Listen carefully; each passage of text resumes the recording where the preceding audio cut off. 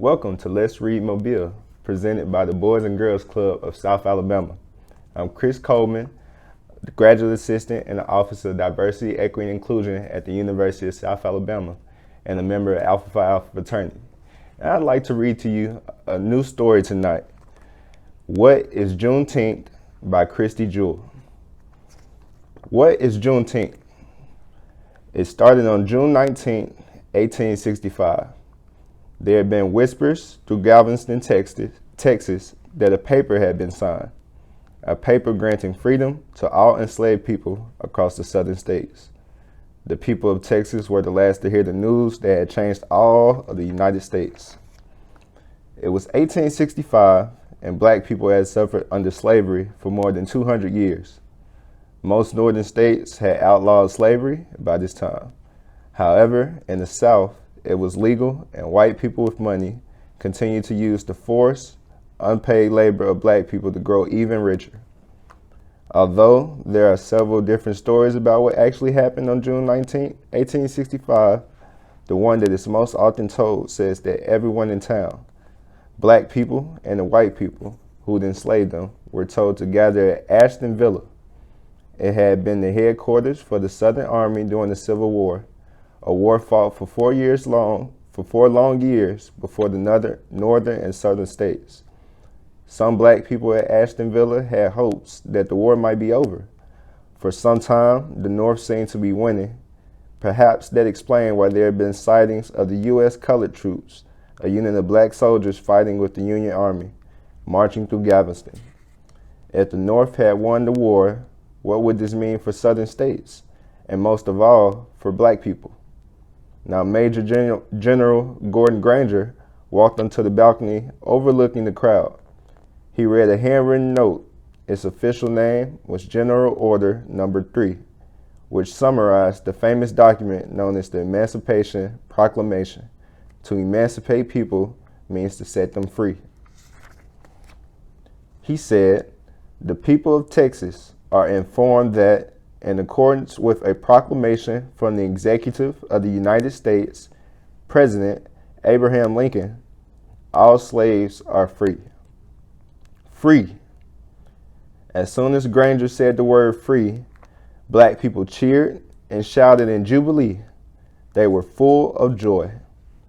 Because with one sentence, black people learned they were no longer the property of their white enslavers.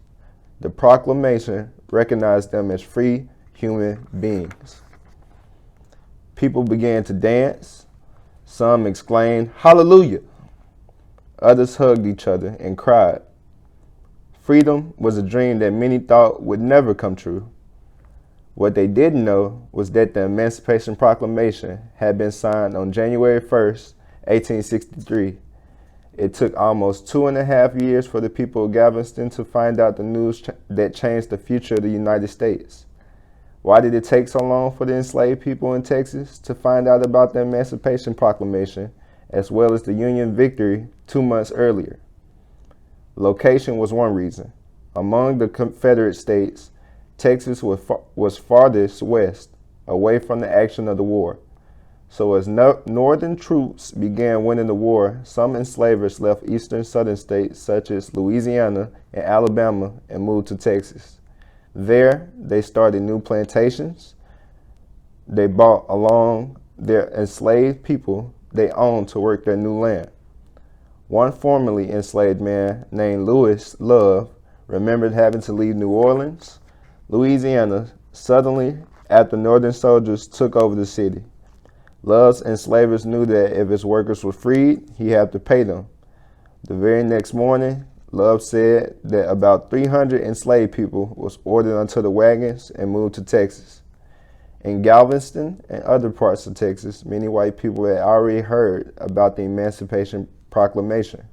However, they purposely kept the news from enslaved people. They wanted to continue having free work for as long as possible. Tempeh Cummings, a formerly enslaved woman named Tempeh Cummings, always remembered the story her mother told of learning about her freedom. In 1865, Cummings' mother lived in Brooklyn, Texas. It is almost 200 miles from Galveston. One day, she overheard a conversation between the husband and wife who held her in bondage. They weren't going to tell the black people that they were free until after another crop season or two were over. Cummings recalled that when her mother heard that, she slipped out of the chimney corner and cracked her heels together 4 times, shouting, "I's free! I's free!" Then she ran to the field and told all the other enslaved people, and they quit work. That was the end of slavery on one plantation. Also, there hadn't been many Union soldiers in Texas to let black people know about the Emancipation Proclamation. Even after General Granger made his announcement in Galveston, there were other cities in Texas where it took even longer to hear the news. June 19th, 1865 would soon become a holiday celebrated by all black Americans across Texas and the South. Decades later, it would be honored across the country, a day of jubilee, as it is often called, all for Americans, a holiday named by the blending of the words June and 19th, Juneteenth. Thank you for joining us tonight. Don't forget to watch us next time, and until then, let's read, Mobile.